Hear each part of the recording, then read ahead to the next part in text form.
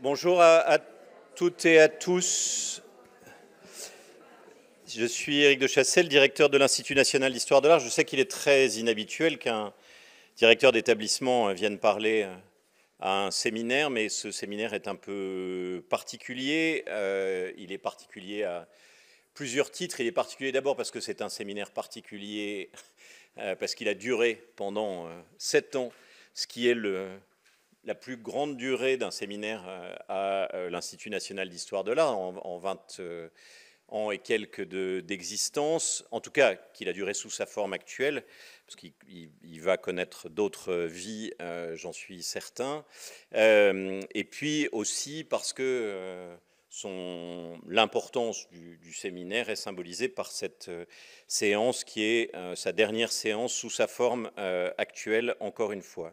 Ce séminaire a été, je crois, créé, mais je ne suis pas sûr, mais Inès peut le dire, par l'INHA, en associant très vite, sinon tout de suite, je ne sais plus non plus, la mission de recherche et de restitution des biens culturels spoliés entre 1933 et 1945 du ministère de la Culture, que je remercie à travers David Zivie, son responsable, cher David, et avec l'Institut national du patrimoine, que je remercie à travers Séverine Blenner-Michel et Émilie Môme.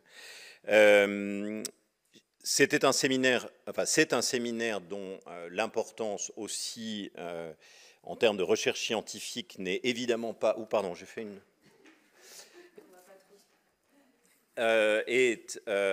N'est pas à démontrer à vous qui êtes présents, mais je voudrais redire que ce domaine de recherche a été ouvert par l'INHA il y a un certain nombre d'années. Évidemment, nous n'étions pas les premiers à mener des recherches sur ce sujet. Je vois certains acteurs et actrices de projets antérieurs dans la salle qui ont été une source d'inspiration, une source de discussion quand je suis arrivé d'ailleurs à la tête de l'INHA pour comprendre qu'est-ce qu'il fallait faire dans ce domaine, parce qu'il me semblait que c'était quelque chose d'extrêmement important. Et je suis très heureux qu'on ait été rejoint sur ce sujet par d'autres acteurs et actrices.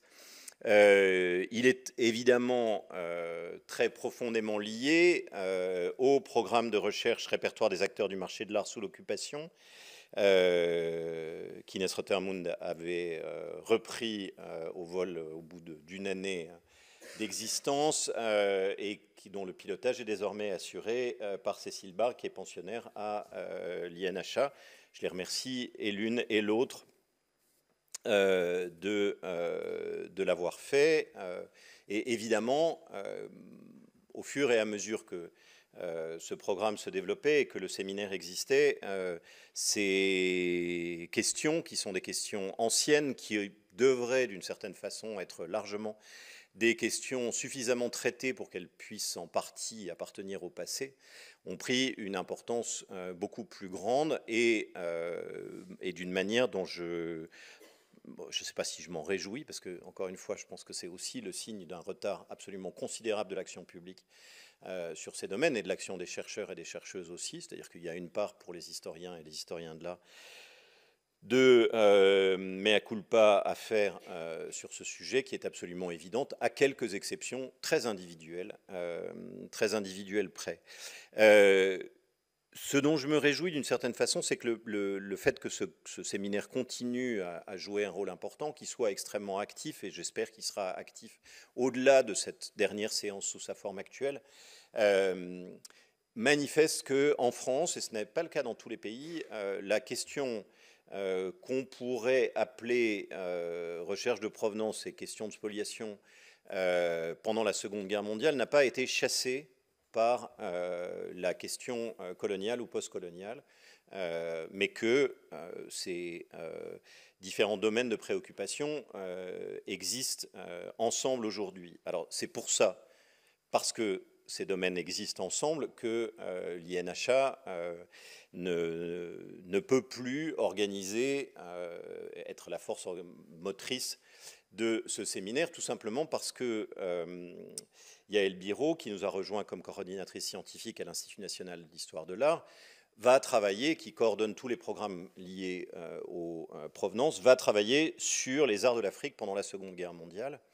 sur les spoliations, destructions et déplacements des œuvres africaines pendant la Seconde Guerre mondiale. Donc c'est une sorte de volet d'une question beaucoup plus large et un volet qui permet de conjoindre les deux aspects que j'évoquais tout à l'heure. Et vous êtes tous cordialement invités, évidemment, à la journée d'études qui aura lieu sur ce sujet le 13 novembre prochain pour lancer les réflexions véritablement. De même, d'ailleurs, que vous êtes très cordialement invités à la formation... Enfin, non, alors vous n'êtes pas invités. J'ai mal lu mes notes avant. Vous n'êtes pas invité, je vous informe juste qu'il y aura une formation le 20 et le 21 mai pour les bibliothécaires,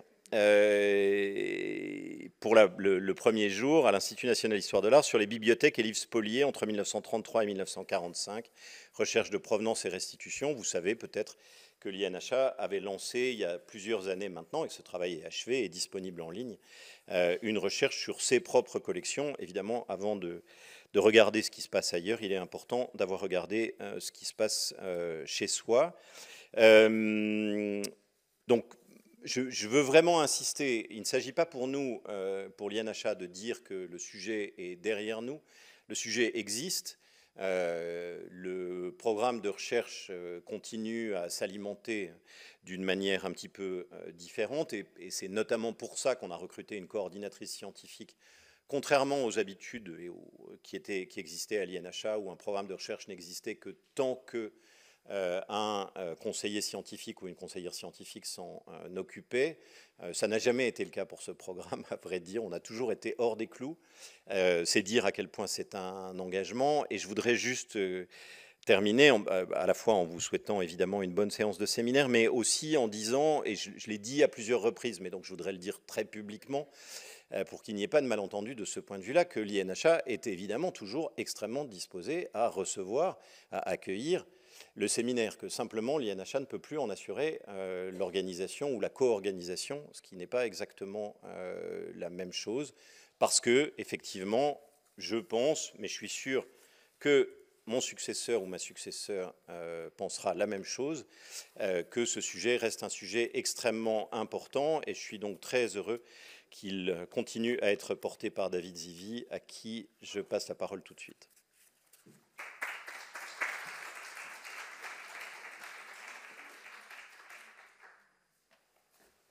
Merci beaucoup, cher Éric de Chassey. Merci à l'Institut national d'histoire de l'art pour avoir lancé ce séminaire. Vous l'avez rappelé, dans le cadre du programme Répertoire des acteurs du marché de l'art sous l'occupation, alors piloté ici par Inès Rothermund-Renard, et pour avoir aussi élargi donc, son organisation au ministère de la Culture et avoir permis qu'il se poursuive plusieurs années, de longues années un peu hors des clous, vous l'avez dit, et rencontrant, alors ce n'est pas à nous de le dire, mais peut-être peut-on le dire, un certain succès, un vrai succès, avec un public, vous-même, ici et en vidéo, varié et divers et renouvelé au fil des ans. Des étudiants en histoire, en droit, en histoire de l'art, des futurs conservateurs du patrimoine ou des bibliothèques, des familles spoliées, des ayants droit, des descendants de familles spoliées, des personnels scientifiques, de musées, des bibliothécaires, des avocats, des marchands d'art, des commissaires-priseurs, des journalistes, et puis des curieux et des amateurs de tous horizons. Alors, Éric de Chassey l'a dit, et vous le savez, la thématique n'est pas épuisée.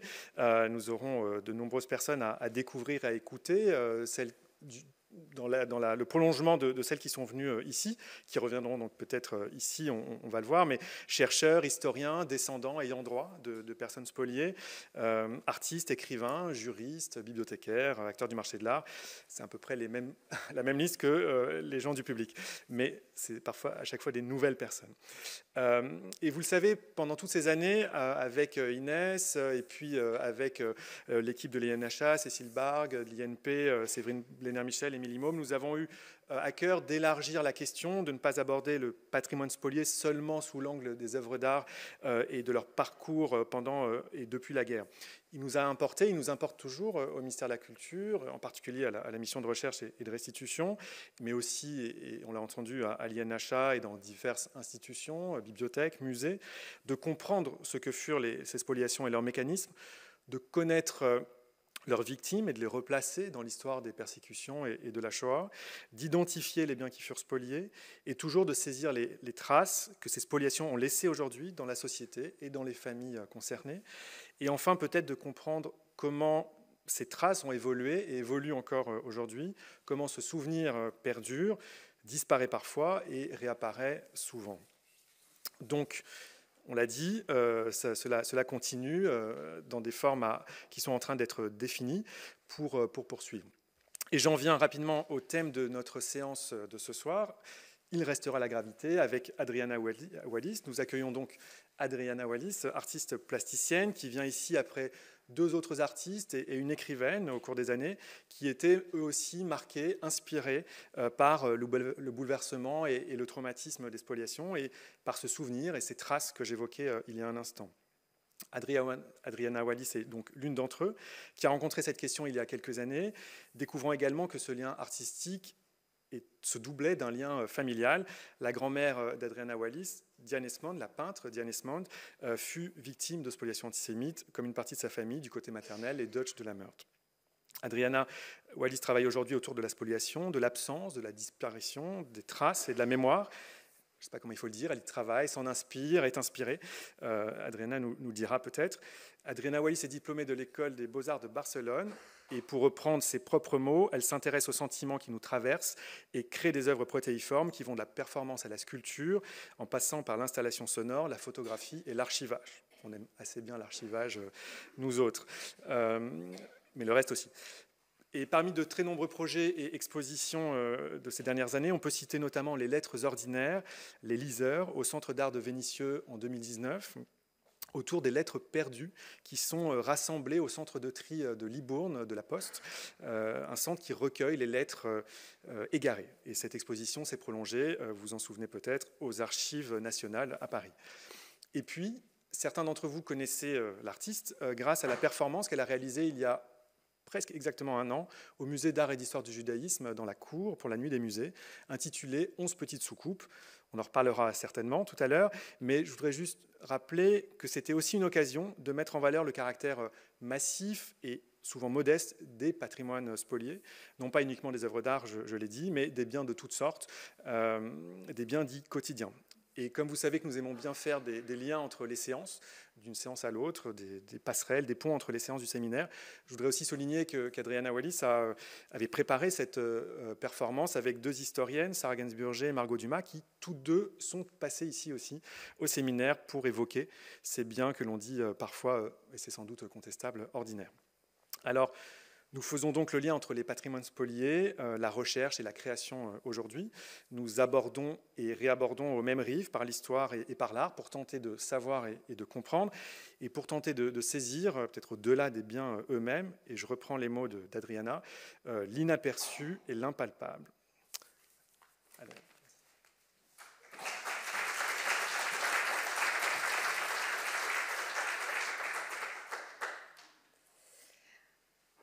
Bonsoir. Donc, ça a l'air un peu impressionnant, là c'est toutes les notes, c'est censé durer 1 heure, mais l'imprimante a écrit en vraiment énorme. Je ne sais pas trop comment je vais m'en sortir, mais sinon je vais freestyler, ça ira bien aussi. Merci beaucoup pour l'invitation. Donc, merci David Zivi et tout le service de restitution du ministère de la Culture. Merci l'INHA. Je suis vraiment super contente d'être là ce soir. Et merci à toutes les personnes qui sont nombreuses dans la salle, qui m'ont aidée au fil du projet, que ce soit pour les performances des historiens donc, que tu citais, des restaurateurs, des conservateurs, des conservatrices, des restauratrices aussi. Pour ce que disait David, en effet, j'ai fait les Beaux-Arts à Barcelone, aux Beaux-Arts, ouais, l'Université de Barcelone. J'avais alors 27 ans et aujourd'hui j'ai 43 ans. Dans quelques heures, j'aurai 44 ans. Ça vous permettra de situer un peu les œuvres dont je vais vous parler. Et je pense commencer par parler de mon travail. Et puis ensuite, comme David l'a évoqué, je parlerai aussi de ma grand-mère, Diane Esmond, qui était peintre, et dont j'ai appris que le travail avait été spolié pendant la Seconde Guerre mondiale que très tardivement, seulement en 2021. Avant ça, c'était complètement un tabou, visiblement, dans la famille. Je ne sais pas trop comment faire, franchement, va être compliqué. Je vais essayer sans. On va essayer sans. Donc là, petit retour du coup en 2012, quand je suis aux Beaux-Arts de Barcelone et que je fais cette œuvre qui s'appelle Bijoux Bougies. Comme souvent dans mon travail, je m'inspire d'histoires de vie, de récits des uns et des autres, et je demande dans mon entourage des histoires de bijoux. Donc on me raconte des histoires de bijoux trouvés parfois, même de trésors trouvés, de bijoux perdus, de bijoux volés, de bijoux de famille transformés. Et moi, du haut de mes 30 ans, je veux faire une œuvre autour des bijoux. Il y a plusieurs amis qui me disent « Ah, moi, je me suis mariée, ma grand-mère m'a donné un collier de perles. » Puis le collier de perles revient une autre fois où une amie, la grand-mère d'une amie est décédée, elle lui a offert un collier de perles. Et moi, l'idée que j'ai, sans rien savoir, donc, c'est de faire des perles en cire. C'est des cierges que j'ai fait fondre et que j'ai moulés comme des perles, quoi. Et c'est à la fois, il y a plusieurs colliers que j'avais fabriqués, et c'est un peu une performance où petit à petit, le collier se consume et disparaît.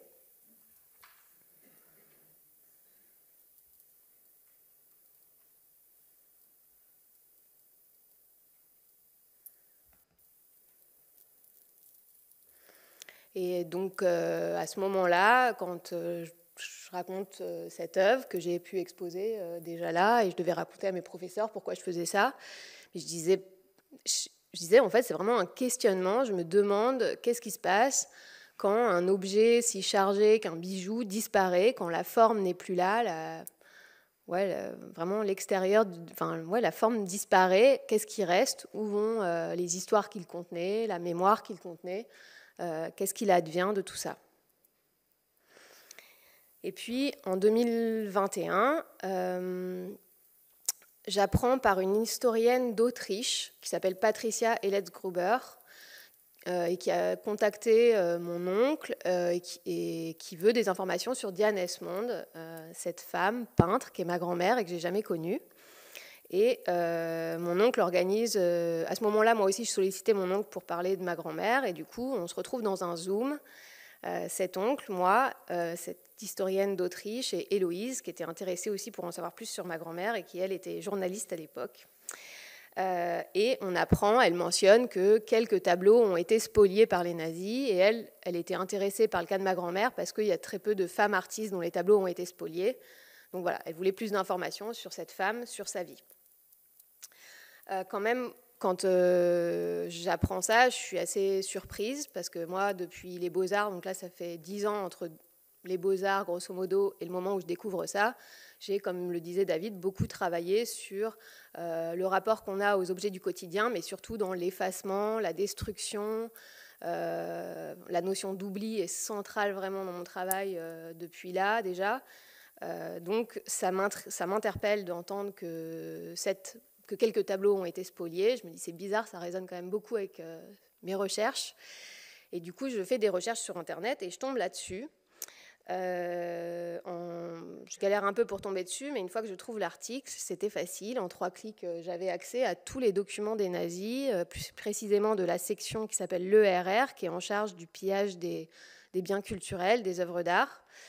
Et ça, c'était dans un article de Mark Mazurowski, qui est un historien américain et qui, 6 mois plus tôt, avant que je recherche, avait écrit un long article sur ce qu'il était advenu de la collection Esmond, donc la collection de cette famille-là, de ma grand-mère. C'est un cas qui, en effet, est très bien documenté de la spoliation, donc les historiens le savent, mais nous, on ignorait complètement. Et donc là, je découvre la liste de tous les tableaux saisis. Il y en avait des dizaines, c'est juste le début de la première page. Et certains, donc on voit Dame in Abenkleid, 46 par 35 cm, 33, du coup j'arrive pas trop à lire. Vernichtet, ça veut dire détruit, anéanti. Donc là, un autre qui est détruit, anéanti, Stilben mit Trauben, 28 par 36 cm, cette nature morte avec raisin, Vernichtet, aussi anéanti.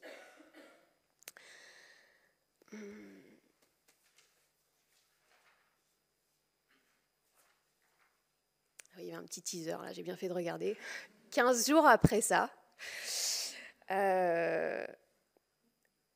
Sophie Julliard envoie un email à mon oncle, c'est une historienne qui est française, qui habite près de Grenoble. donc pas loin de chez moi, parce que j'habite dans le Vercors. Contacte aussi mon oncle, rédige un long mail en anglais, alors qu'il parle très bien français, et veut des informations sur Diane Esmond. Sophie, elle s'intéressait aux ateliers d'artistes spoliés pendant la Seconde Guerre mondiale, donc les œuvres, mais aussi surtout tout le fond de l'atelier. Et donc mon oncle lui dit, allez chez Adriana, elle habite à côté, et on vient d'apprendre que la famille avait été spoliée, et elle s'intéresse. Donc Sophie débarque chez moi le lendemain, et me dit, j'ai plein de choses sur ta grand-mère, j'ai plein de choses sur ta famille. Et parmi les choses, elle me dit, j'ai tous les inventaires. Alors les inventaires, c'est quoi ? C'est assez central pour le projet et toutes les œuvres que j'ai faites. C'est des documents qui ont été rédigés par les familles, donc les familles juives, donc ma grand-mère est juive aussi, je ne sais pas si je l'ai dit.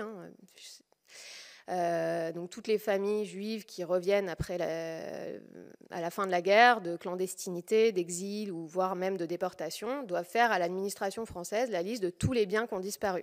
Et donc là, je découvre dans l'inventaire qu'on n'a pas juste pillé les œuvres d'art, mais que le pillage s'est étendu à tout ce qui composait les appartements.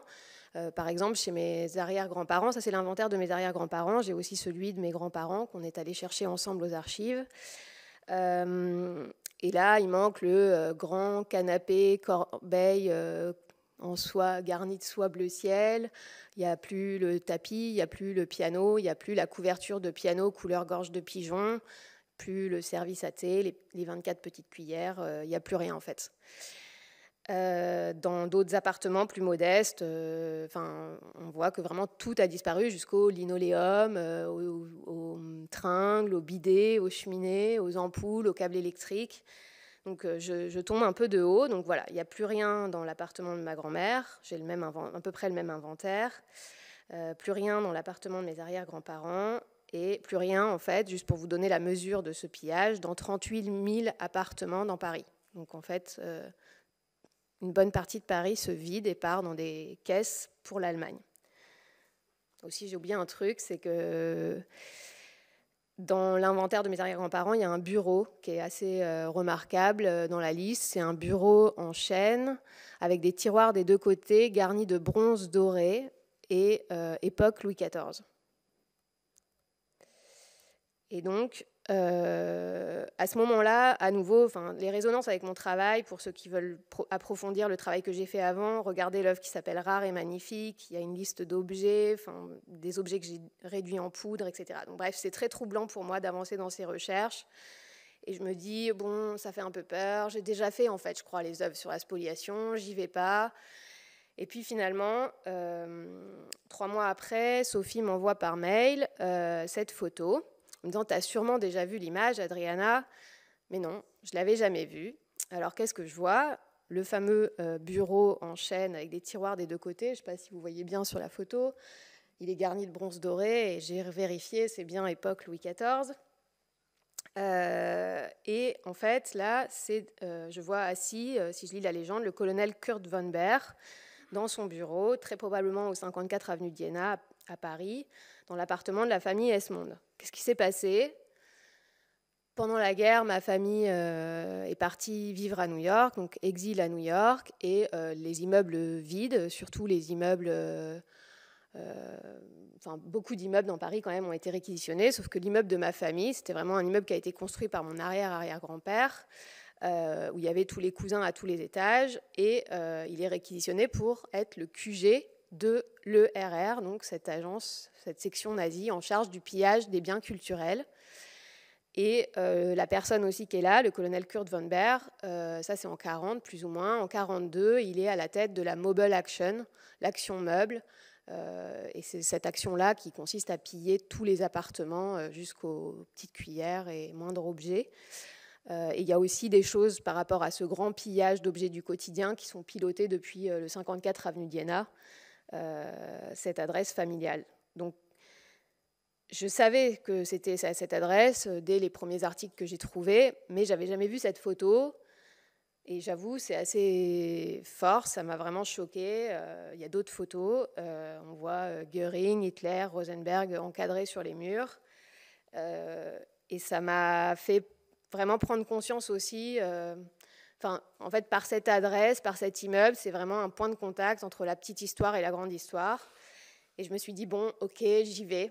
Il y avait aussi beaucoup de coïncidences, de trucs bizarres autour de moi. Et je fais, ok, ça devient un projet artistique qui s'est appelé Il restera la gravité, que j'ai commencé en 2022 avec le soutien du CNAP, le Centre national d'art plastique.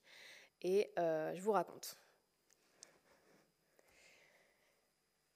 Je vais boire à la bouteille, je n'ai pas plus de verre.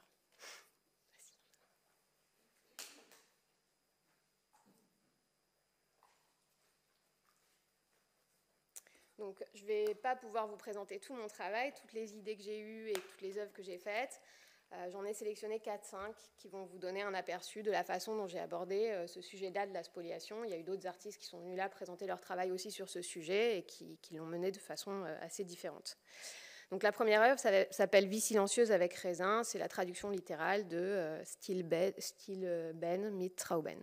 Nature morte avec raisin, on pourrait dire aussi, mais... cette œuvre, je l'ai faite au début et j'avais envie d'illustrer le monde bancal dans lequel pouvait se trouver ma famille après-guerre.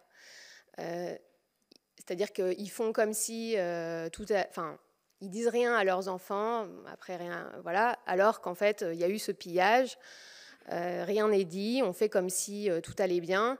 Aux archives, par exemple, j'ai trouvé un document dans la section bibliothèque pillée, un document adressé à mon grand-père qui disait voilà, on a l'honneur de vous restituer des livres, 106 livres de la collection Beaux-Arts et 24 livres de littérature anglaise qui sont plus ou moins de la même valeur et de la même nature que les livres qui vous ont été volés par les Allemands. Et je me dis, ouais, donc en fait, dans ta bibliothèque, tu as des livres qui ne sont pas tes livres, c'est des livres d'autres familles juives pillées. Mais voilà, on continue. Alors, vous pouvez me dire, c'est pas très grave, mais moi, en tout cas, souvent, je sentais ce monde un peu bancal. Et pour expérimenter cette sorte d'instabilité que je ressentais, je suis allée dans mon salon et j'ai mis une table à la renverse, à la verticale. Et je me suis dit, je vais essayer de composer des natures mortes comme ça. Donc c'était compliqué, les objets tombent. Spontanément et étonnamment, ma fille m'a proposé de m'aider. Finalement, elle tenait les objets et moi, je photographiais. Elle me disait, vas-y, mets le mode rafale, etc. Et donc, l'idée, c'est de faire... C'est donc, ce que vous voyez là, c'est une série de photos dans laquelle on voit les mains de mes enfants qui tentent de retenir des natures mortes.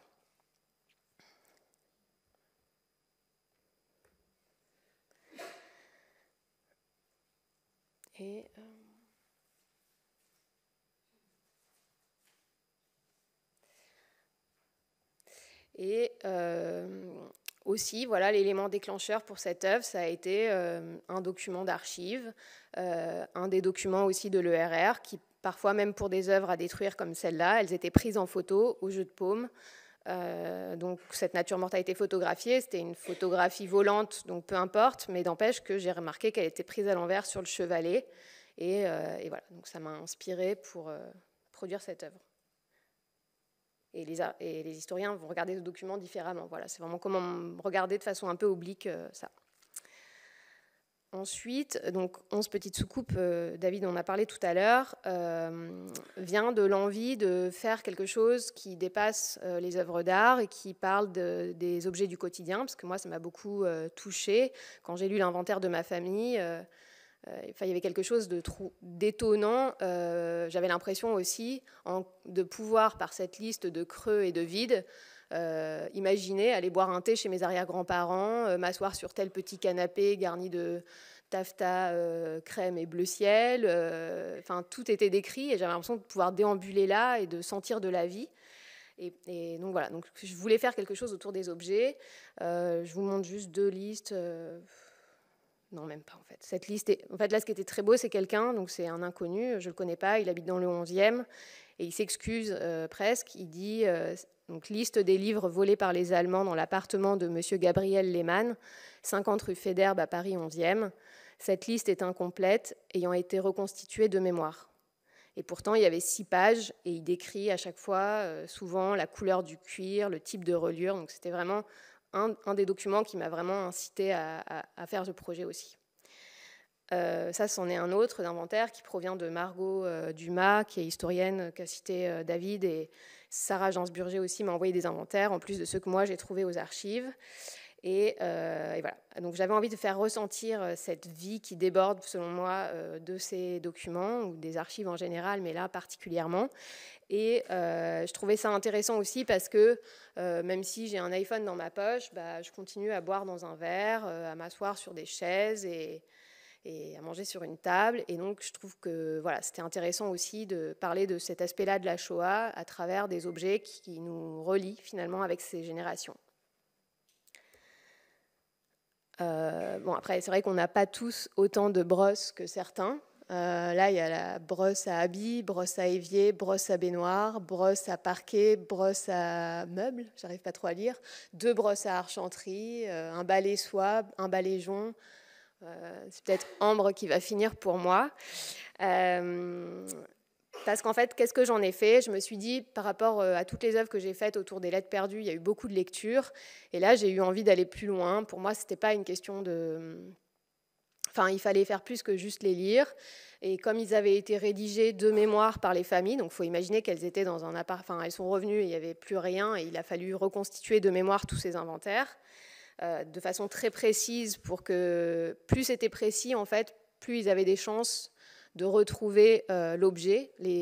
Ces documents qu'ils ont faits, c'était soit pour obtenir un dédommagement, soit pour éventuellement retrouver le meuble qui avait été spolié.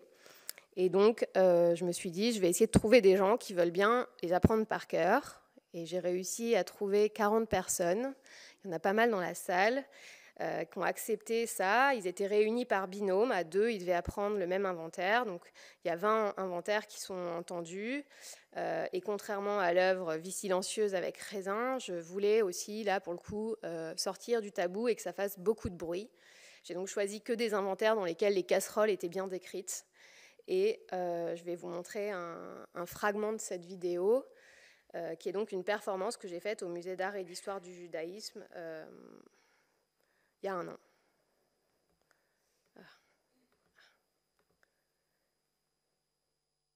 Sous plusieurs paires de porcelaine et faïence. Je n'ai pas l'habitude d'avoir un PC. Je tiens à prévenir qu'il y a un petit truc sur l'acoustique. Il y a un petit passage qui risque d'être un peu désagréable. Je ne sais pas trop ce qui se passe, mais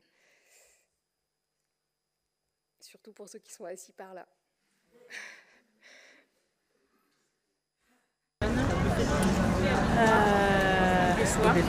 Nombreuses assiettes, tasses, verres, soupes, en porcelaine et faïence.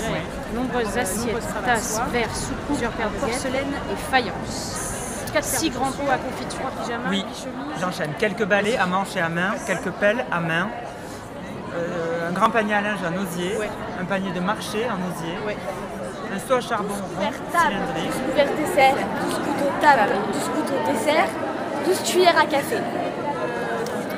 Un service à liqueur. 3 vases chinois de 0,40 de 25 cm de hauteur d'huile encadrée.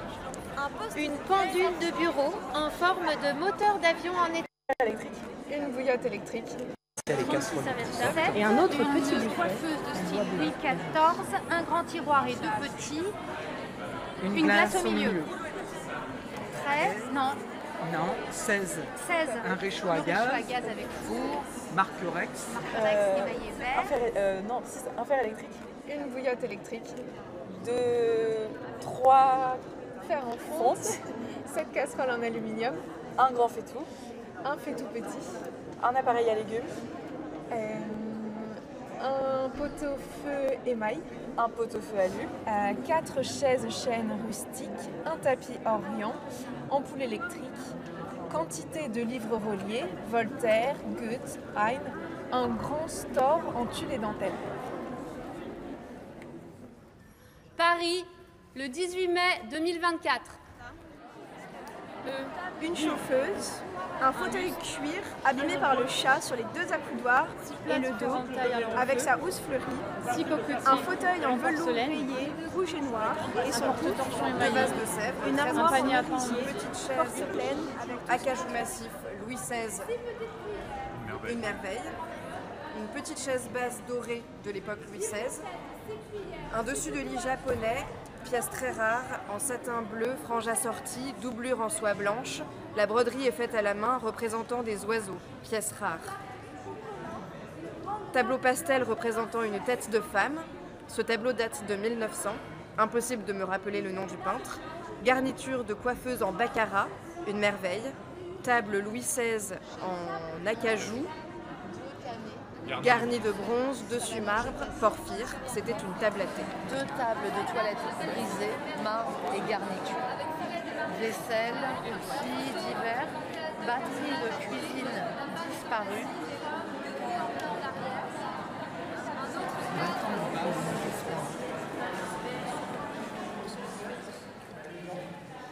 Batterie de cuisine disparue.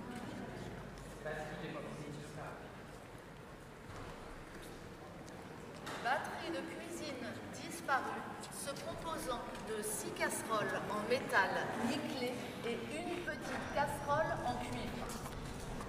Batterie de cuisine en aluminium, très belle, très épaisse, archi complète, marque Gracieux, comprenant notamment 2 séries de casseroles. 7 casseroles en aluminium, 3 casseroles en terre. 5 casseroles aluminium, 5 casseroles.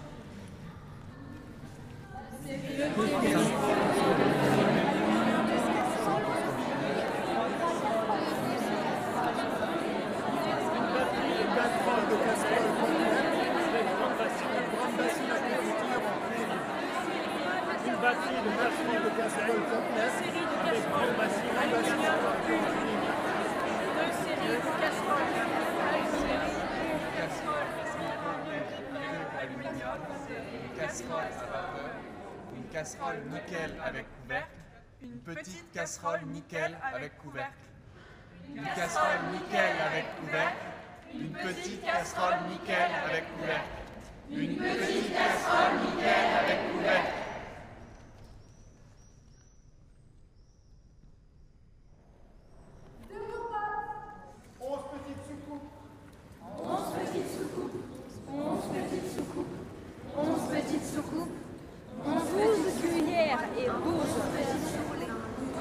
Serviettes de toile blanche roulées à jour non terminées. 4 torchons. 2 dessus, brodés non ourlés. 2 dessus, broderie dessinée. Une armoire à pharmacie, un tiroir, une porte, linge contenu dans les armoires, linge, vêtements, chaussures, etc. Un divan-lit, un matelas, Épée de Tolstoï en russe, 4 volumes brochés. Théâtre de Tchekhov en russe, relié souple. Chaussures à patins à glace, taille 38. Oliver Twist et 2 volumes de Walter Scott en anglais, relié souple. Pantoufles hautes en feutre d'homme. Récit d'un chasseur de Tourgueniev en russe. Souliers vernis d'homme, taille 41. Souliers de dame, taille 38, du soir. Robe en organdie rose. Robe de mariée en satin blanc. Robe en lainage marron. En lainage bleu. Ceinture de grossesse. Manteau de garçonnet en lainage gris. Cape de velours. Paris, le 25 juillet 1945. Cet inventaire a été fait de mémoire et je suis certaine que j'ai oublié pas mal de choses qui ne me reviennent pas en mémoire.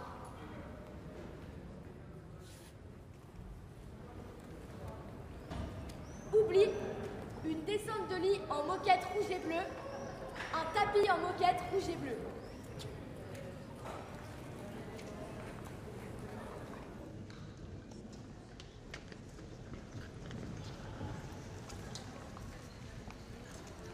Répéter, réviser, reperformer.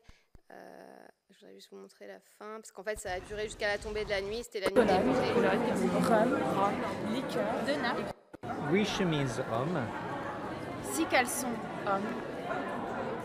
Un fauteuil. 2 chaises de chambre. Et la chambre. Une chambre à coucher. 2 chambres à coucher. Un lit moyen de 1,40 m avec sommier. Un matelas. Une couverture coton. Une couverture laine. 13. Ah, le 13. Un lustre en bronze massif à 3 branches avec coupe centrale en cristal blanc. Chaque branche se terminant par 2 abat-jours en verre mat forme tulipe. 3 douilles à l'intérieur de la coupe, une douille en haut et au milieu du lustre, en tout 10 ampoules. Paris, le 18 mai. Donc, la performance a eu lieu il y a 1 an. C'est toujours aussi émouvant de revoir la vidéo. J'ai aussi gardé toutes les traces des 40 participants, toutes les notes qu'ils ont prises, des mots, des dessins pour mémoriser. Je vous en montre quelques-uns dans la conférence ce soir. Là, c'est celui de Guillemette qui dessine toutes les nappes qui étaient dans un carton. Et j'aime beaucoup celle qui est à la ligne D, là, presque en bas, une nappe blanche garnie de jours, qui finalement vient se décorer de tous les jours de la semaine. Ou celui-là, c'est l'inventaire de Mila, qui a 13 ans et qui ressemble finalement à un inventaire comme on peut les trouver aux archives. Les historiens qui sont là le savent, sauf que là, elle a dessiné des murs et puis des petites portes entre chaque pièce, et j'ai trouvé ça hyper beau. Parce qu'en effet, pour les apprendre par cœur, il faut vraiment s'y balader encore plus que ce que je disais tout à l'heure. Ça, c'est une œuvre que j'ai faite qui s'appelle « Étoffe de valeurs diverses pour nature morte » 2023, inspirée aussi d'un inventaire, un inventaire que Sophie Julliard m'a donné d'une autre artiste qu'elle a étudiée en plus de ma grand-mère et qui, en effet, après avoir listé tout ce qu'il y avait dans son appartement, liste tout ce qu'il y avait dans son atelier et qui a été pillé, et sur la dernière page d'un très long inventaire dans lequel il y a pas mal de dessins aussi, elle dit « Étoffe de valeurs diverses, objets divers pour nature morte, vases, assiettes, coquillages, etc. » Et moi, depuis le début du projet, comme je sais que c'est en lien avec l'histoire de ma grand-mère, je me suis mise à dessiner. Je dessine quotidiennement depuis maintenant 3 ans.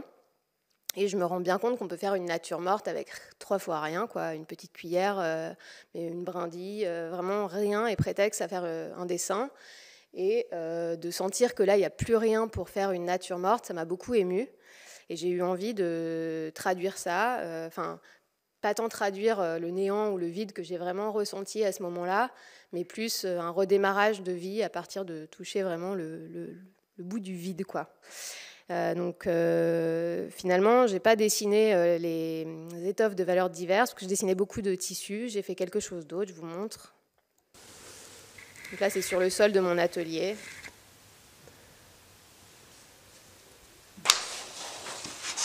J'avais envie de faire réapparaître en fait ces étoffes disparues.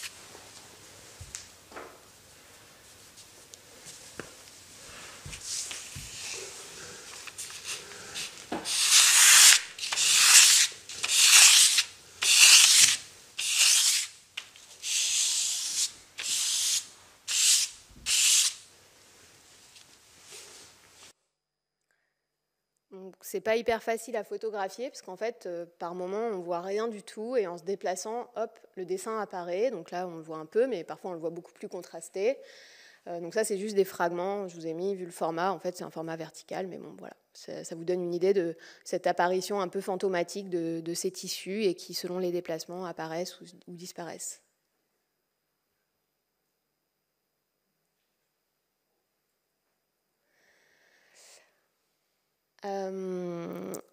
Donc, on arrive à... Enfin, voilà, ça doit être peut-être la 4e œuvre, il y en a une après, mais ça va. Donc, fleurs, fruits et nature morte, c'est une catégorie d'œuvres d'art, une catégorie qui a été inscrite comme ça par Rose Valland. Rose Valland, c'est une résistante, je précise, parce que je sais qu'il y a des gens aussi qui ne savent pas trop, pas forcément dans la salle, même si on entend beaucoup parler. Une résistante qui était donc au Jeu de Paume, cet endroit qui était l'endroit où arrivaient toutes les œuvres d'art spoliées, où elles ont été photographiées puis dispatchées à droite et à gauche. Et donc Rose Valland travaillait là et discrètement prenait des notes qui ont beaucoup aidé après pour restituer des œuvres d'art. Et après-guerre, elle a aussi beaucoup œuvré pour la restitution des œuvres qu'on a pu récupérer en Allemagne ou qui étaient encore en France. Et pour faire ça, elle a fait un répertoire des biens spoliés. C'est peut-être pas que elle, en tout cas, bon, je le présente comme ça, il y a peut-être des corrections à apporter. En tout cas, ce répertoire m'a touchée depuis le début du projet, cette catégorie-là. Donc vous voyez, au milieu, il y a des descriptions des œuvres d'art. Donc en fait, c'est un concentré de tous les inventaires qu'elle a croisés pour... donc les descriptions qui sont au milieu, c'est des gens qui avaient des natures mortes, qui avaient par exemple... une nature morte qui représentait 3 hortensias bleues et qui le décrivent de la sorte. Ou alors quelqu'un d'autre qui disait sur une table recouverte d'une nappe blanche, une assiette avec des fruits, dont une poire découpée et un couteau. Ou une autre nature morte, un vase, de l'étoffe et un fauteuil. Et ce que je trouvais très beau dans ces descriptions, c'est que déjà il y a quelque chose de très poétique et aussi tragique, hein, mais je trouve que ça ramenait, même si c'est une œuvre d'art, ça faisait un écho à ce que je disais, aux objets qui sont dans les ateliers des artistes et aux objets du quotidien. Et voilà, il y avait quelque chose qui m'intéressait, mais je ne savais pas trop quoi en faire. Et finalement, j'ai conservé uniquement donc, la catégorie des descriptions. Tant pis pour les noms des propriétaires qui sont à droite et où figurent d'ailleurs mes arrière-grands-parents qui réclament des natures mortes. Et les noms des artistes qui normalement donnaient le classement par ordre alphabétique, donc ça allait grosso modo de Bonnard à Vuillard. J'ai aussi fait abstraction de ça, et donc ces descriptions, c'est assez simple finalement ce que j'en fais, hein. Je ne les bouge pas beaucoup pour que ça devienne une œuvre, mais je les ai réagencées en suivant le cycle des saisons. On commence par le mimosa, et puis progressivement, plus tardivement, il y aura des grappes de raisin, et puis... et ainsi de suite. Et la forme finale de cette œuvre n'est pas encore définie. Il y a une proposition du Jeu de Paume pour que je fasse une performance ou une installation, c'est encore en cours, là-bas en 2027, donc j'ai encore du temps pour y penser, de ces petites natures mortes réagencées. Ce soir, comme vous êtes là devant un écran où on projette des images, je voudrais expérimenter quelque chose. Ça ne dure pas très longtemps et je serais contente d'avoir vos retours après. Je vous fais donc entendre le début de ce long poème qui sera bien plus long que ce que vous allez entendre. En tout, il y a 17 pages. Et vous écoutez la première page. Nature morte, nature morte, nature morte, nature morte bleu-verte, mimosa, fleurs, fleurs, violette et mimosa, fleurs, peinture au couteau. Une fleur des champs, pommier en fleurs, pivoine rouge, rose, fleurs, bouquet, bouquet dans un vase, giroflée rose et rouge dans un vase beige, une table avec un vase de fleurs, des livres dont l'un porte l'inscription Vénus de Cyrène. Fruits dans une coupe, fruits, fleurs, fleurs, fleurs, coupe avec des bleuets, coupe avec des soucis, une tarte aux cerises, un verre et une cruche disposés sur l'angle d'une table, fleurs, pot de fleurs sur une fenêtre, la nappe rose, anémone dans un vase, une petite soucoupe bleue, un livre et un crayon, nature morte, nature morte, nature morte.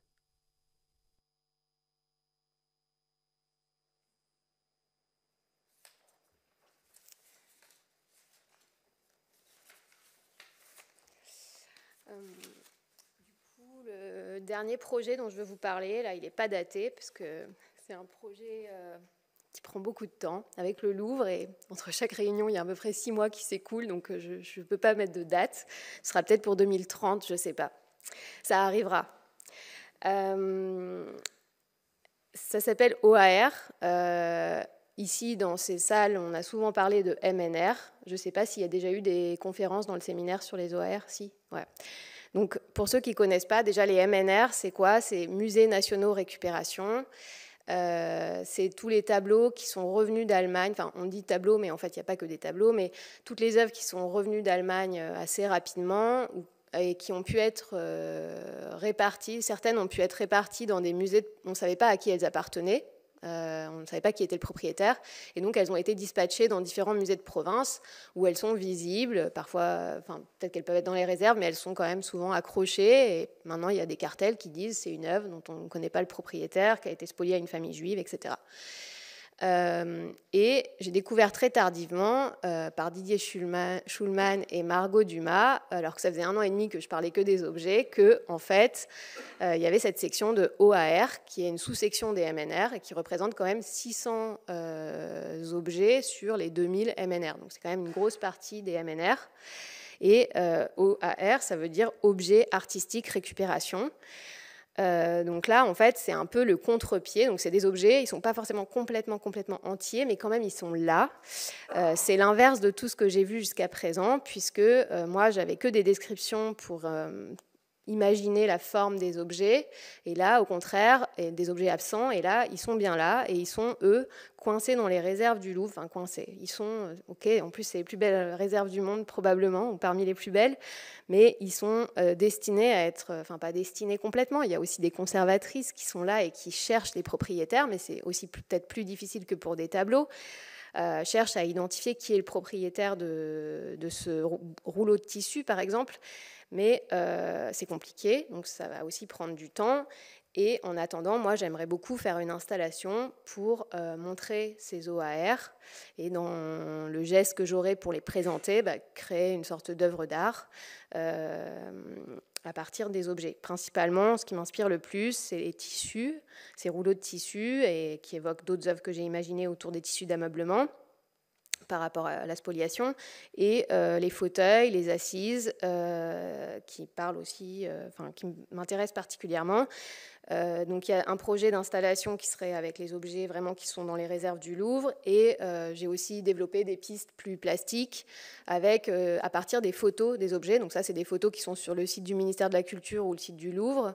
Les objets ont été photographiés de tous les côtés, à différentes périodes parfois, même le dessous.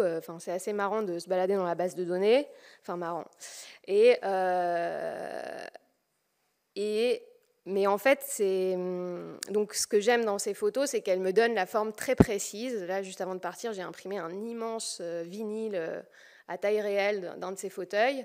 Et je compte le découper et par un jeu de pochoir, voir ce qui se passe, vraiment de jouer sur ce tracé parfait de ce vide.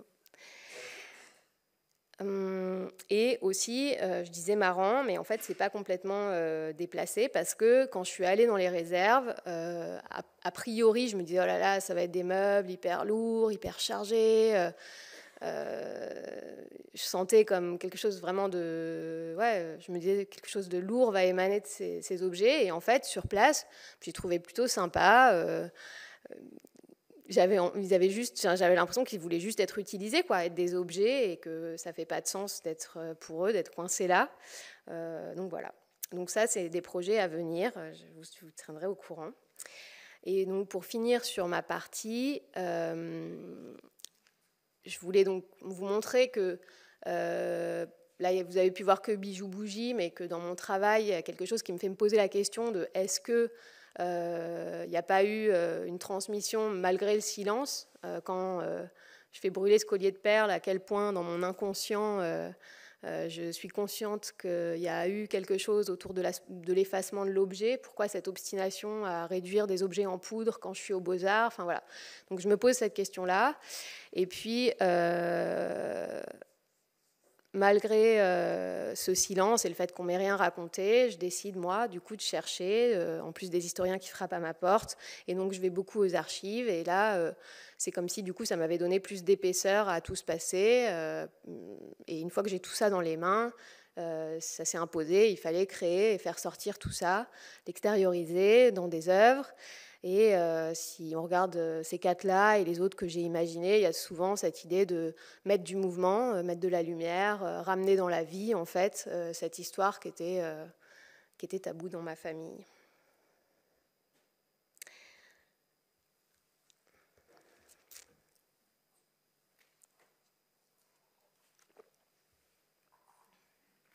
Donc, je fais une petite partie sur Diane Esmond qui n'est pas si petite que ça.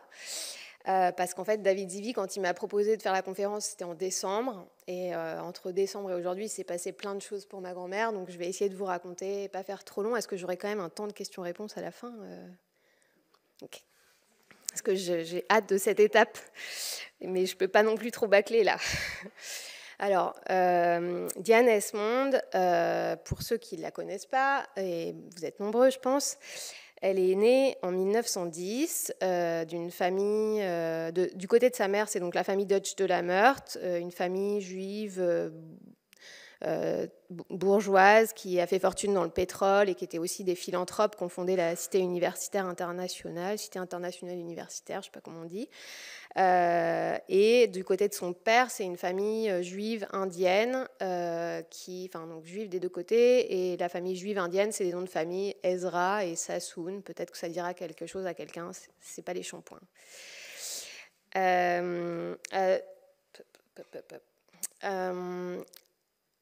Dès 14 ans, elle prend des cours de peinture le soir à l'Académie Julian, donc une grande académie à Paris.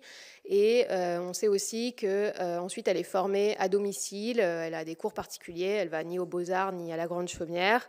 Et elle se forme avec le peintre Édouard McAvoy. Et ce que j'apprends par Sophie Julliard avec tous ces documents le jour où elle a débarqué chez moi, c'est que contrairement à ce qu'on disait dans la famille, qu'elle n'avait jamais été reconnue et qu'elle en souffrait, qu'elle en avait souffert, dans les années 30, il y avait plein d'articles où elle était citée et où son travail était très bien critiqué et on jugeait son travail de la couleur très bien. Et, enfin, voilà, c'était une femme, elle n'avait que 25 ans et elle était au Salon d'automne, au Salon des Tuileries. Donc c'était vraiment une surprise pour moi de découvrir ça. Et puis, c'est un peu brutal, mais bon, là, c'était donc les années 30, en 35, les années 30, elle expose assez souvent dans des expositions collectives, puis la guerre éclate, et donc on sait plein de choses sur elle. C'est un cas très connu de la spoliation, comme je disais, aussi parce que les œuvres ont été saisies au 54 avenue d'Iéna, qui était le QG de l'ERR. Donc là, c'est la liste complète. Il y a eu 46 toiles saisies, 32 ont été détruites. Et par rapport à ça, on a pas mal de détails. Donc, on parle de vide, d'absence, mais on a un nombre de détails impressionnants. Moi, je parle parfois d'excès d'archives, tellement il y en a. Rose Valland, que vous voyez là, elle a écrit un livre qui est dans mon sac, c'est pas grave, qui s'appelle Les carnets de Rose Valland, dans lequel on voit toutes les notes qu'elle a prises. Et le 20 juillet 1943, elle note que la collection Esmond, mais aussi d'autres collections, les collections des tableaux, les Dali, les Loewenstein, sont lacérées à coups de couteau au Louvre. Et elle dit elles sont presque toutes déchiquetées.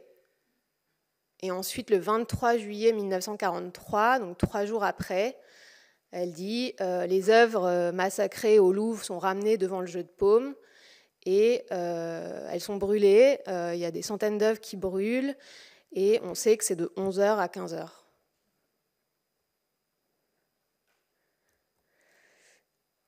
Il y a 14 toiles donc, qui échappent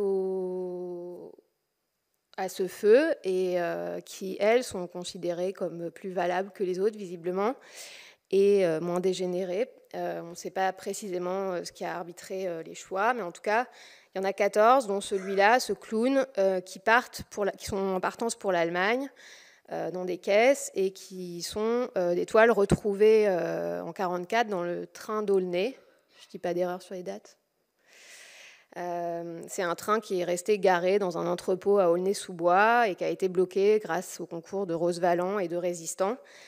Rose Valland avait averti que c'était un train qui contenait énormément d'œuvres d'art de très grande valeur et de grands maîtres et des mobiliers aussi de valeur. Et finalement, le train a pu ne jamais partir et les œuvres ont été très rapidement restituées. Donc là, on a la liste des 14. Il y a un petit doute pour 2 d'entre elles. Et on voit la date, c'est 24 mars 1945. Donc que le service restitution informe ma famille qu'ils peuvent venir récupérer les toiles. Là, on est à New York, donc la guerre. Juste avant la guerre, en 1938, ma grand-mère a eu un premier enfant qui s'appelait Victor. En 1942, pendant l'exil à New York, naît mon père, Spencer. Elle est mariée aussi, elle s'est mariée en 1937. Et la famille est là. Ça, c'est une photo qui a été prise en 1945, dont on voit que le clown est là. C'est un appartement qu'ils viennent d'acquérir et de faire décorer par des décorateurs qui sont des amis de la famille et qui ont pris des photos de certains des appartements.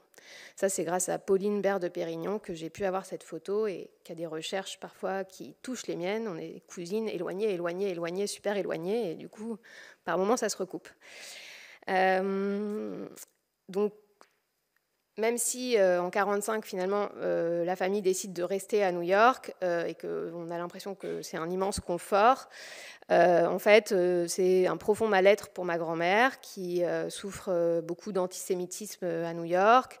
La famille a changé de nom, de Walish, qui est le nom de mon grand-père, c'est devenu Wallis. Ils changent de religion, les 4 sont baptisés protestants, et ma grand-mère aussi, à cette période, se fait refaire le nez. Voilà, donc juste, je vais faire une transition un peu étrange. Imaginez que c'est la page de l'album des décorateurs qui suit. Là, on est 67th Street, entre Madison et Fifth Avenue. C'est les rideaux, là, vous voyez, donnent sur cette rue. Et si vous tournez juste ce qu'il y a à droite du clown, c'est un petit recoin qui est aménagé comme ça. Donc, ma grand-mère a commandé au décorateur un coin Café des Arts. J'imagine que c'est elle qui a fait la devanture en trompe-l'œil. Et on peut s'amuser longtemps à regarder tous les détails, du cendrier à la licence pour interdire l'alcool aux mineurs qui est sur la porte à gauche.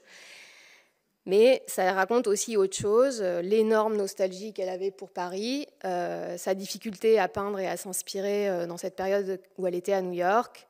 Et ça explique aussi, enfin pas la photo, mais l'idée c'est de vous expliquer que le choix qu'elle fait en 1950, alors que ses enfants sont encore petits, c'est de dire, moi vraiment, en fait, ma vie, mon âme, mon esprit, elle le dit comme ça dans une lettre, c'est à Paris.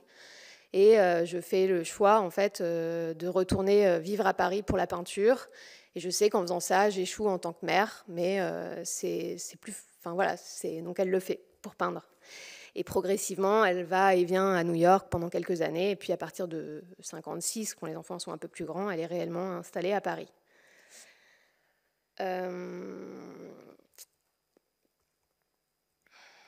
Après-guerre, donc là on voit une expo Galerie Chardin, rue de Seine en 1950.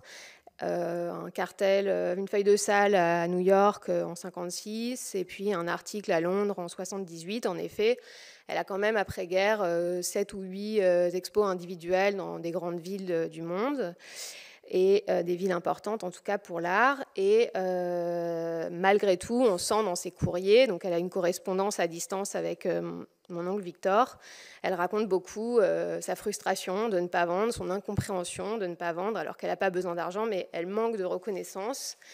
Et la dernière exposition à Londres en 1978, la plonge, donc c'est à la galerie Wildenstein, qui est une galerie très connue à Londres, et en fait elle vend rien. Et apparemment après ça elle devient dépressive et puis elle devient très fragile et finalement elle décède 3 ans après, en 81, en mai 1981, la semaine de ma naissance. Et là on est à Boston chez mon oncle, cet oncle Victor dont je parle souvent. Parce qu'en fait, mon père est décédé aussi juste après ma grand-mère. Donc, il s'est retrouvé le seul, plus ou moins, héritier des tableaux. Et il a décidé, après quelques temps, de faire tout venir aux États-Unis. Donc, toute sa production après-guerre était à Paris. Enfin, elle a produit à Paris et après dans les Yvelines à la fin de sa vie. Et lui fait revenir tout dans un container. Donc, ça, c'est une photo, c'était en 2023, un moment où j'ai décidé d'aller à New York sur les traces de ma famille pour voir la ville, toujours dans cette espèce de recherche artistico-familiale. Et j'ai fait un saut à Boston pour voir le travail de ma grand-mère, que je connaissais un peu parce qu'il y a des tableaux chez moi dans la maison où j'ai grandi dans le Vercors, mais c'est des tableaux de petite taille, et puis je savais que la plupart étaient ici. Et puis c'est dans une vieille ferme très sombre où en fait on ne voit pas les tableaux et je ne les ai jamais regardés, j'avoue. Donc là c'est chez mon oncle. D'abord on regarde tous les murs chez lui et j'avoue c'était un peu, il y en avait vraiment énormément dans chaque recoin, au-dessus de chaque porte et tout, donc c'était presque un peu étouffant. Et finalement c'est après quand on est allé dans la cave que là ça m'a vraiment saisie. Il y a donc à peu près 200 toiles en tout chez mon oncle. Dont 150 dans la cave, ou une centaine dans la cave, et classées comme ça au nord du pilier C, au sud du pilier A. Elles sont classées. Et c'est là que du coup j'ai demandé à regarder le clown. Donc il est là, il a été là pendant des décennies, mais personne ne savait son histoire jusqu'à maintenant. Et voilà. Il y a aussi des milliers de dessins que je découvre, qui me touchent particulièrement.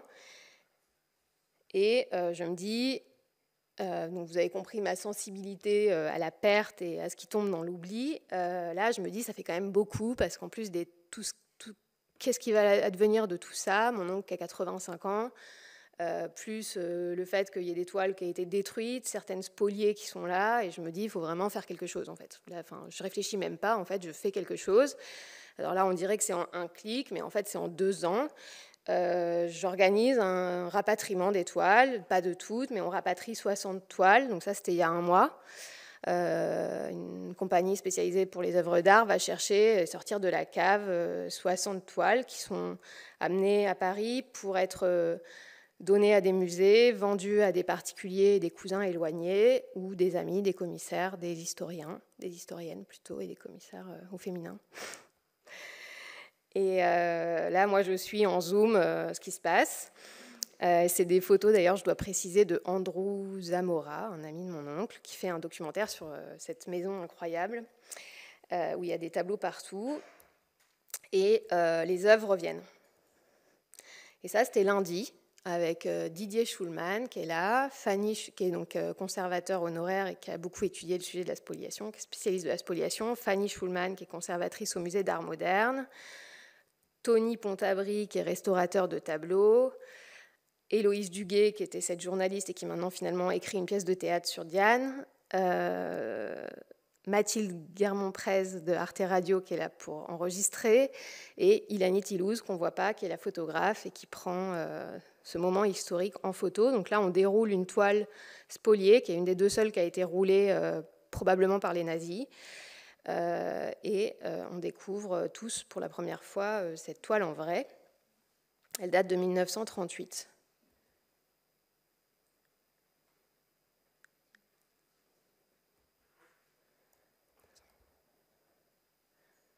Et d'ailleurs, il y a des articles qui mentionnaient aussi cette toile, tout comme le clown. Et on a réalisé en allant là-bas qu'en fait, on allait dans un entrepôt à Aulnay-sous-Bois, au même endroit que le train d'Aulnay, où était ce tableau.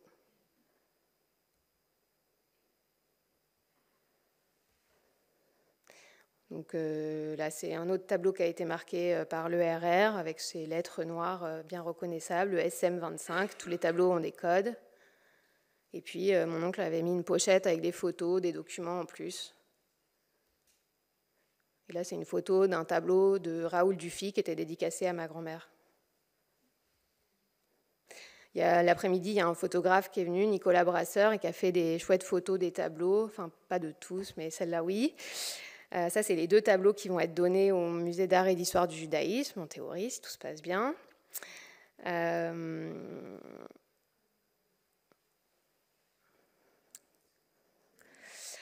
Ça, c'est 2 tableaux qui vont être donnés au musée Carnavalet et qui représentent la Seine vers la gare de Lyon, Seine industrielle. On les a nommés comme ça, il n'y avait pas de titre. Seine industrielle 1 et Seine industrielle 2, avec toute une série de dessins préparatoires qui sont très, très, super beaux. Et je vous montre aussi la couleur. À la fin de la vie de Diane, on voit ces grandes toiles. Donc elles font 2 mètres de large par 1,50 m de haut. Et c'est inspiration forêt vierge. Elle allait beaucoup en Jamaïque, à Sainte-Lucie, pour s'inspirer et peindre ça.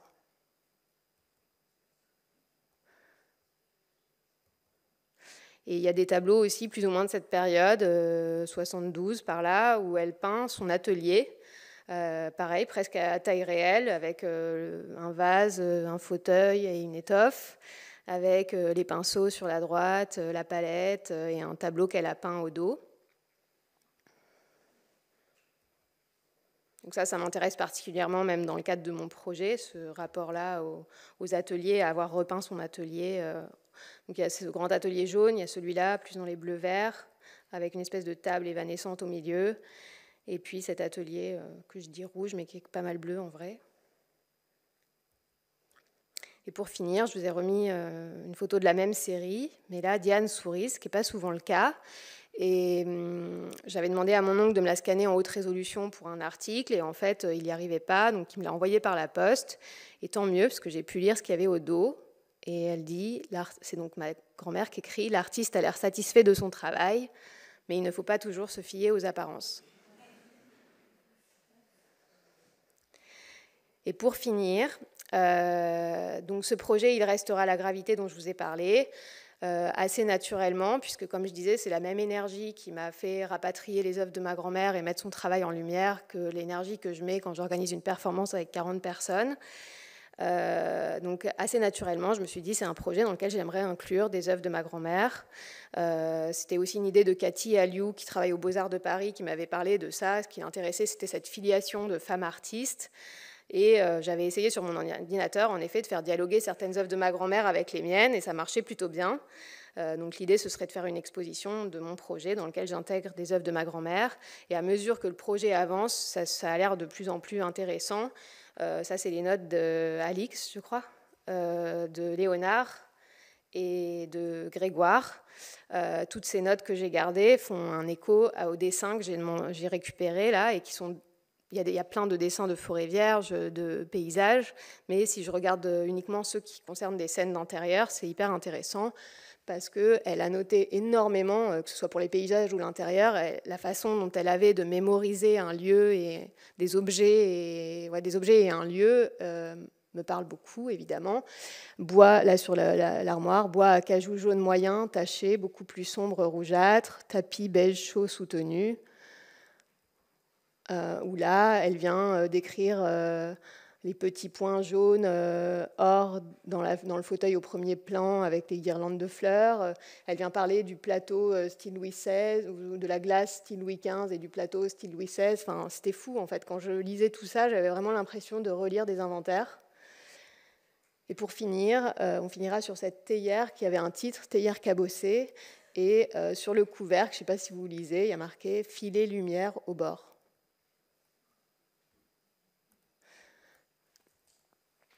Et enfin, je finirai juste par cette citation de Joël Chevrier, qui est physicien, à qui je montrais les premières idées d'œuvres que j'avais, où je voulais faire léviter des tissus, et je montrais des natures mortes renversées. Et il m'a dit, mais tu sais, Adriana, en physique, physiquement, en fait, on pourrait vider un appartement, donc tout enlever dans l'appartement, on pourrait même en retirer l'air, mais sur Terre, il manque ça, il restera toujours la gravité. Donc évidemment, c'est...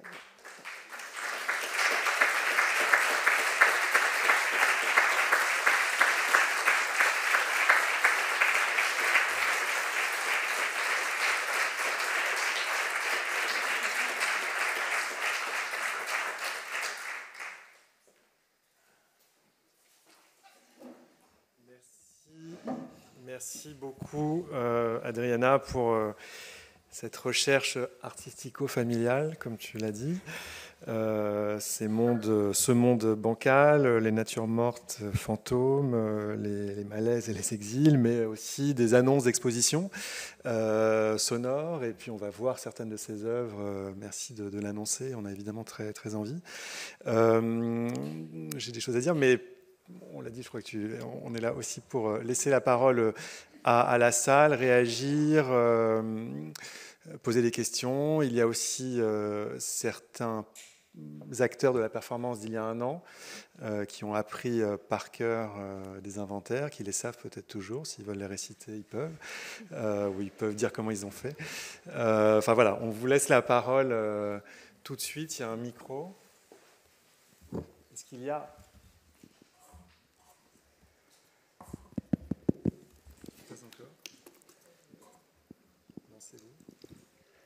Bon, sinon, j'ai encore plein de trucs à raconter. Hein. J'ai essayé de raccourcir au maximum pour que ça passe en 1 heure, mais... Vous pouvez réfléchir encore un instant, Inès.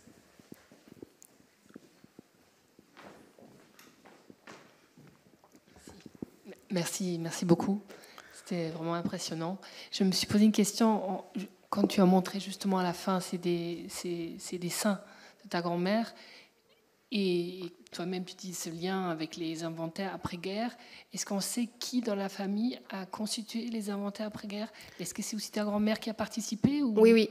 Elle a fait en fait l'appartement qui était dans le 16e, qu'elle venait d'acquérir avec son nouveau mari, mon grand-père. Et donc il y a un inventaire qu'elle a fait en 4 exemplaires, comme tout le monde, et qu'elle rédige elle-même. et dans lequel elle dit qu'il y avait aussi des séries d'aquarelles qu'elle avait faites, et elle dit valeur 0. Enfin, c'est un peu le même style de décor qu'Avenue d'Iéna, visiblement, ou à New York, quoi.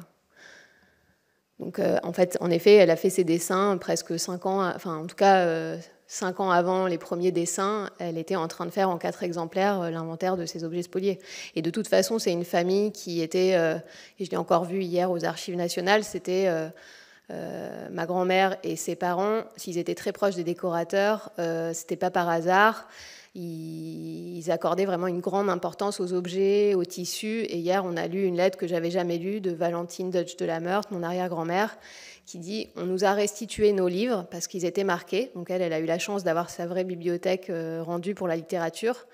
Mais il n'y avait aucun catalogue de vente de meubles ou catalogue d'artistes. Il y avait notamment ce catalogue d'un artiste en 2 volumes, très beau, très bien relié. Donc je pense que le catalogue de vente, ça a dû changer aussi dans la forme entre cette époque et aujourd'hui. Mais en tout cas, elle dit, si jamais, comme dédommagement, est-ce que vous auriez d'autres catalogues de vente à me donner, en fait? Donc on sent aussi cette importance d'avoir des photos de meubles et cette importance des objets et de savoir dater. Enfin, quand il était question de vérifier que les tableaux des photos qui sont prises au 54 avenue d'Iéna correspondent bien. D'ailleurs, je ne sais pas, c'est Emmanuel Pollack ou qui a écrit que c'était très probablement la famille Esmond, parce qu'on sait que c'est au 54, mais on ne sait pas quel étage. Et donc moi, j'ai vérifié les différentes photos de l'ERR dans l'appartement pour voir si je retrouvais des objets qui collaient entre les photos et l'inventaire, et ça semble coller, et ça semble être une famille où on sait très bien la différence entre Louis XV, Louis XVI, Louis XIV, et dans les styles. C'est pas trop transmis dans les générations, moi je sais pas trop. Y a-t-il une autre question ou... Ouais. Merci Adriana. Je repense à cette citation de la fin, il restera la gravité. C'est vrai que là, avec cette heure où tu as reparlé de tous ces projets que moi je vois avec toi aussi depuis 3 ans, c'est toujours aussi émouvant. Et peut-être que tu voudrais, je ne sais pas exactement dans quelle mesure, mais quand il y a cette gravité, là pendant 1 heure, on a vu la gravité du passé et toute cette lourdeur et cette charge, et en même temps l'effort que tu fais, toi, de jouer sur ce double sens du mot gravité et de jouer avec elle à travers les photos des natures mortes et la suspension, presque un flottement pour contrer cette lourdeur et cet effondrement historique et familial. Est-ce que tu voudrais un peu plus parler justement de ces idées ou de cette notion de gravité ou d'élévation ou de lumière que tu voudrais développer dans des prochaines œuvres ou dans des projets qui vont arriver prochainement? Voilà, quand tu poses la question, je sens bien la lourdeur aussi de ce projet et en effet cet aspect lourd à porter, quoi. Après avoir décidé de me lancer dans ce projet aussi, j'ai été accompagnée par un psy pour gérer tout ça, les cauchemars et tout. Donc ça d'une part, et ça par rapport à ça c'était hyper intéressant parce que hier quand je suis allée aux archives, ça faisait plusieurs fois que Sophie Julliard, je reparle décidément de ces photos des nazis dans l'appartement du 54 avenue d'Iéna, Sophie Julliard à plusieurs reprises m'a envoyé ces photos, donc d'abord la première qui était dans le livre, puis après tout l'album, on les voit en train de boire un verre, on les voit dans la bibliothèque, etc. Mais à chaque fois c'était hyper flou. Donc moi qui faisais des recherches sur les tissus, parce que dans les inventaires, on n'avait pas exactement les motifs, j'essayais de voir les motifs, et à chaque fois, elle me faisait des photos floues, et je disais, bon, c'est pas de bol, mais tant pis, je veux pas les voir, enfin, tant pis, c'est comme ça, et c'est mieux peut-être de pas voir vraiment de façon très nette ces photos-là, qui sont choquantes, comme je disais. Et hier, en allant aux archives et pour le podcast qu'on fait avec Arte Radio, je me suis dit, c'est quand même pas mal de sortir ça. J'aimerais voir, en fait, il y a marqué le mot album sur une des photos. Je voudrais voir plastiquement à quoi ça ressemble cet album qu'ils ont fait de leur temps au 54 avenue d'Iéna. Et en fait, j'étais hyper surprise parce que on ouvre une petite pochette comme ça, format 10 par 15. Et puis là, il y a des photos qui sont... d'ailleurs, j'ai fait une photo, je vous la montre. La projection. En fait, c'est minuscule.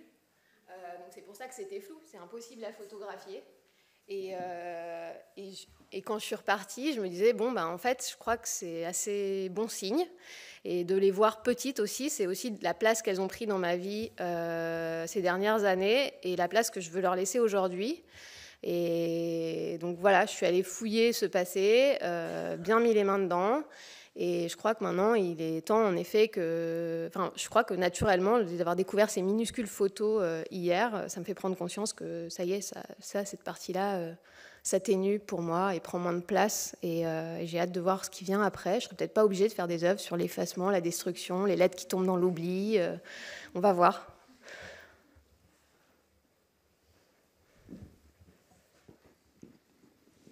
Y a-t-il... Non, pas encore. J'avais une question qui nous intéresse aussi plus côté... Aussi côté recherche des œuvres, sur les œuvres de Diane Esmond, celles qui n'ont pas été, enfin on ne sait pas exactement nécessairement, mais celles qui n'ont pas été détruites. Certaines ont été retrouvées juste après la guerre dans le train, le clown que l'on verra donc à Paris sans doute.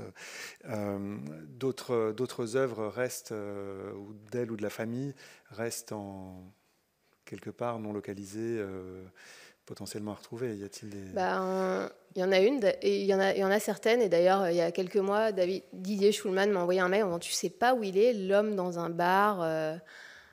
J'avais dit « Non, ça me dit rien, il n'est pas à Boston. » Et puis en fait, il y a un mois, en préparant le rapatriement, ma tante me dit « Ah tiens, en fait, dans la grande toile roulée que tu rapportes, il y a 2 autres toiles, dont un homme dans un bar. » Mais moi, je ne fais pas tout de suite le lien. C'est finalement, je dis à Didier, ah dingue, il y a des toiles dans la grande. Et c'est Didier qui me dit, ah bah, c'est justement la toile que je voulais voir.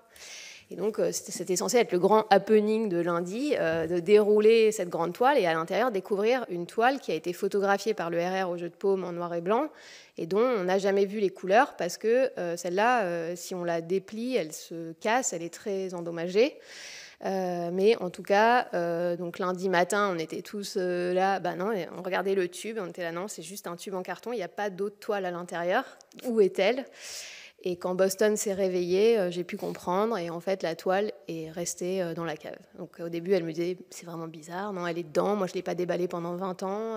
Et en fait, donc il y a une toile qui va revenir en juin, qui est celle-là, et qui a l'air d'être vraiment hyper impressionnante.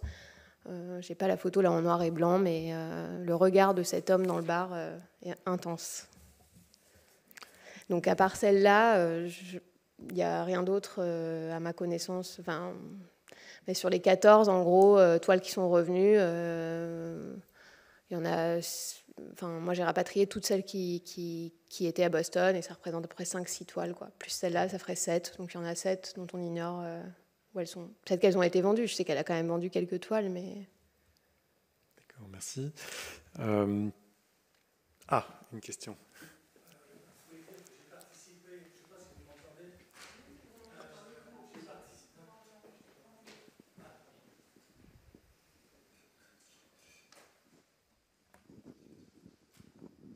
Donc j'ai participé lundi à cette journée magnifique avec Adriana et d'autres. Et déjà, je suis très content que tu as retrouvé la toile qu'on a considérée perdue pendant toute la journée. Et donc, c'est bien que tu l'aies retrouvée à Boston. Ce que je voulais dire, surtout, tu parles beaucoup des peintures, mais avec Héloïse, on a ouvert 2 seulement de tes cartons à dessin. Il y en a, je ne sais pas, une 50aine. Dans chacun de ces cartons, il y a plusieurs centaines de dessins, dont l'un est plus beau que l'autre. Ouais. On a été émerveillés en ouvrant ces dessins, de voir des dessins qui méritent d'être exposés. Et à la fin de cette journée, je me dis que c'est quelqu'un qui mérite vraiment... une rétrospective au Centre Pompidou. De faire une rétrospective, absolument. Merci. Il y a des représentants du ministère de la Culture et des musées du Centre Pompidou parmi nous. En attendant, puisque le centre va fermer, comme vous le savez, il est fermé, on verra donc sans doute théoriquement étudié au musée d'art et d'histoire du judaïsme. Je regarde ses représentants. Oui, en fait, dans les choses à venir, c'est vrai, je vais peut-être corriger ce que tu disais. Il y a, pour les choses qui sont par rapport à tout ce projet, il restera la gravité, que ce soit pour moi ou pour Diane. Il y a donc ce projet de podcast qui verra le jour, je pense, en 2025 et qui sera une sorte de plongée dans les inventaires, donc un peu une sorte de version radiophonique de 11 petites soucoupes avec une intro, une conclusion pour raconter toutes les histoires autour. Il y aura en 2026 une exposition hommage des 2 tableaux qui ont été donnés au musée avec un autre artiste spolié, Lovenstein. Donc ce sera une expo historique et avec les 2 tableaux exposés. Et peut-être restauré avant. Et en 2026, j'attends une réponse. J'espère, en fait, je cherche un lieu pour exposer le projet dans son ensemble, donc mes œuvres et certaines œuvres de ma grand-mère. Et j'attends une réponse là d'un lieu dans le 20e arrondissement à Paris, le Carré de Baudouin. J'aurai la réponse dans un mois. Et en 2027, il y aura une exposition au musée de l'Orangerie sur le thème de la spoliation. Et en parallèle de cette exposition, ce serait le moment où je ferai la performance au Jeu de Paume. Et puis aussi, j'aimerais faire un livre de tout ça. Mais d'abord, j'aimerais bien faire une expo avant, dans les choses dans l'ordre. Mais s'il n'y a pas d'expo, il y aura en tout cas un livre. Et là, ce sera probablement avec Gallimard. Et voilà. Donc c'est quand même chouette. Plus le Louvre un jour. Voilà. Et avant, sans doute, la date que tu as donnée tout à l'heure pour voir les OR. Donc un programme, donc on va continuer à se voir et à voir les œuvres d'Adriana Wallis et de Diane Esmond. S'il n'y a pas d'autres questions, je voudrais vous remercier. Et vous... Oui. Je veux bien parler d'un dernier truc. Alors, mais oui. C'est 5 minutes ou pas?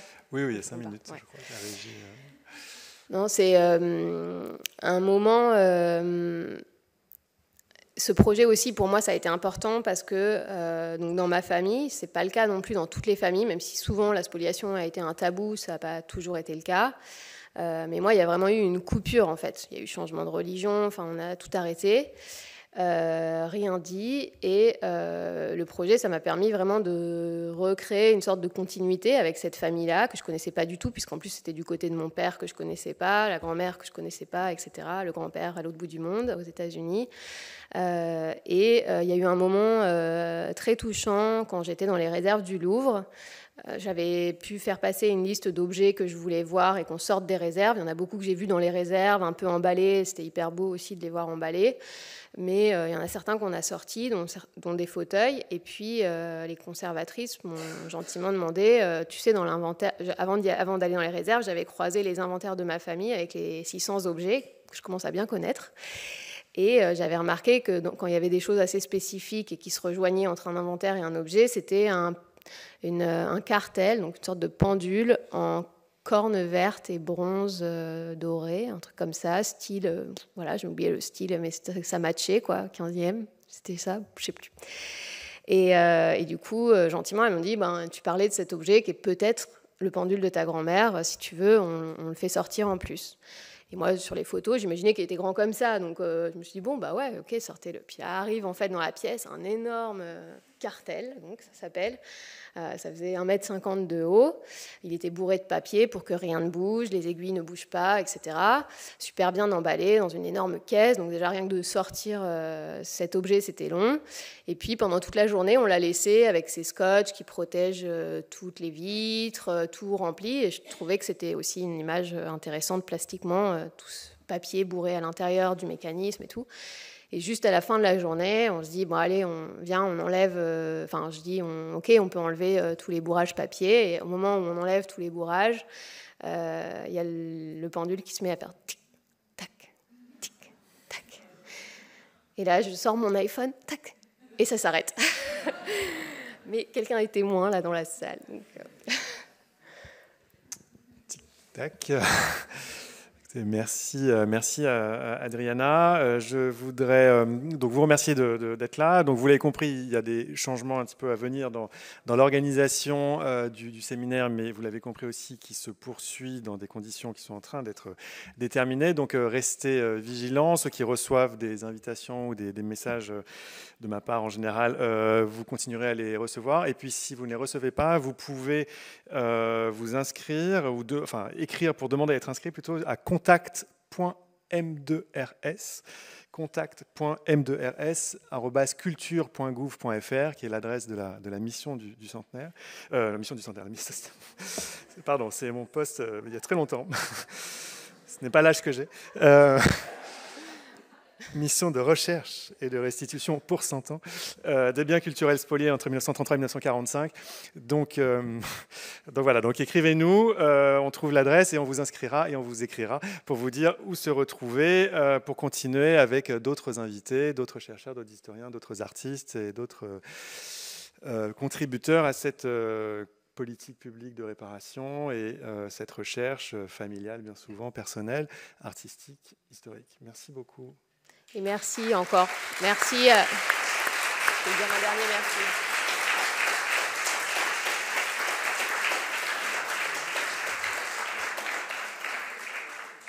Et je veux remercier à nouveau toutes les personnes qui m'ont aidée. Je n'aurais jamais fait ça toute seule, j'y serais jamais allée.